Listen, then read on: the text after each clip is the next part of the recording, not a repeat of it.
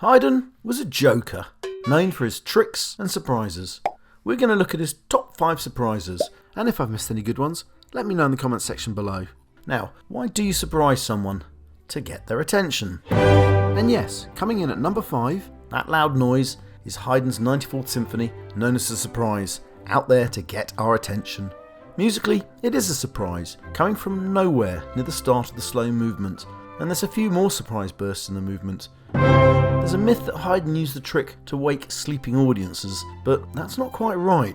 You see, Haydn was trying to excite an already highly excited audience. This movement certainly created a fuss at its premiere in London. The Morning Post described the surprise as a comical effect that created universal astonishment and delight, which was just what Haydn intended. He had written the surprise because he was in London in fierce competition with an ex-pupil who also happened to be touring London at the same time and was also causing quite a stir. So, Haydn caused a bit more stir. What's surprising today is how we can listen to these few bars and not be surprised by them in the least.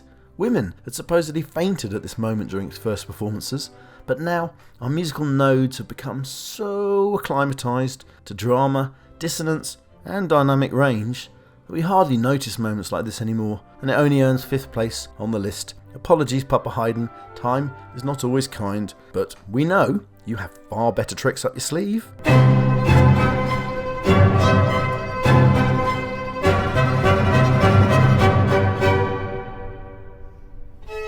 You know that feeling when you started your piece and you realise that your instruments are out of tune and need retuning? Only, it's another Haydn gag. Here it is in the score. It's a clever musical joke that must have made them laugh at the Esterhausen Palace, just as it surprises audiences today.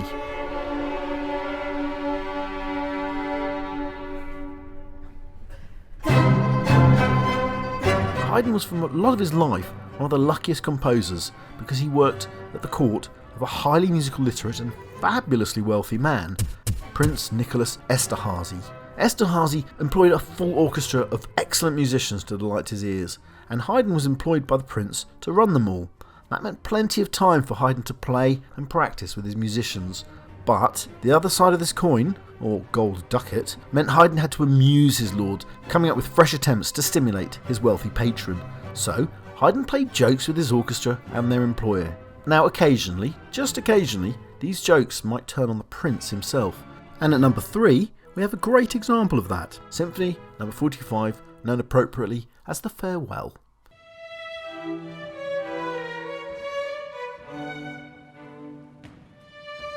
You see, trouble was brewing at the Esterhazy Summer Palace when Prince Nicholas had decided to stay longer over the summer.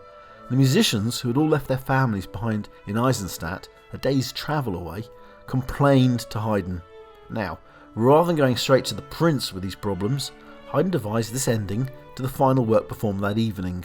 At the end, each player in turn would leave, snuffing out the candles on his musical stand, until just 2 violinists, Haydn and his concertmaster, were left to conclude the piece.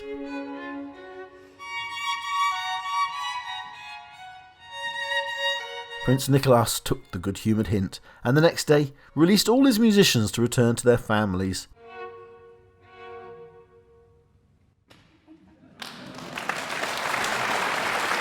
As for Haydn, what a genius way to handle a fairly dull, work-related issue. But then, Haydn employed many jokes and tricks and surprises. Many. For example, there's the minuet from Symphony 47, known as the palindrome, which can be played backwards and forwards equally. I tried this out by reversing the music, and sure enough, it does work. But enough to make my list. Isn't it a little complicated? Then there's this little number from Symphony 93.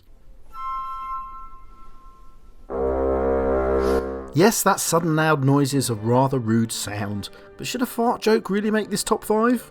His Capriccio in G major also apparently contains a rather elaborate joke about castrating a boar. Not exactly laugh out loud material. There's also a plethora of musical jokes Haydn made in his works. Unexpected transitions, unusual rhythms, delays in thematic development, unexpected key modulations, all kinds of funny if you're a musicologist. Anyway, at number 2 comes Symphony number 98. Who would have expected at the end of a symphony to suddenly see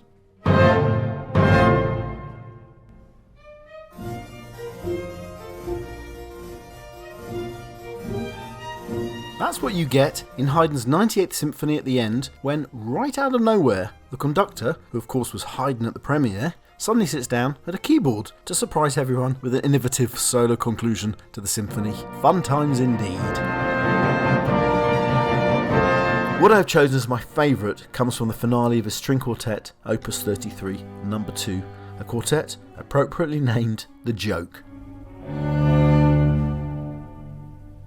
What we have is a series of fake endings. Now this isn't the only trick ending Haydn has composed. There's the end of his 90th Symphony,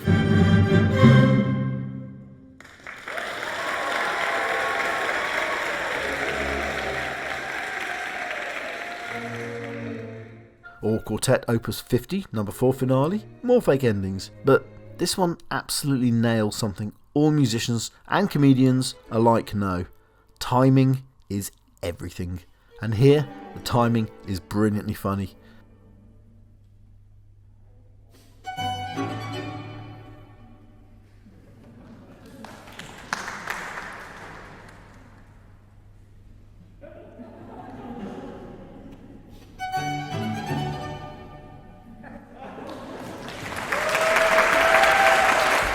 Clara Schumann apparently laughed out loud after hearing this performance, and I have to admit, I also did. With so many fakes and feigns, this one can really delight the audience, and even fool them.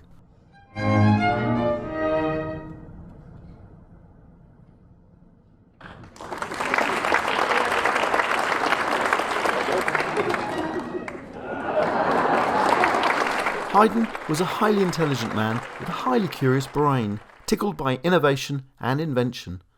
Jokes presuppose a challenge to an existing order, a cheekiness to the rules, and that attracted Haydn, a composer who Mozart said could amuse and shock.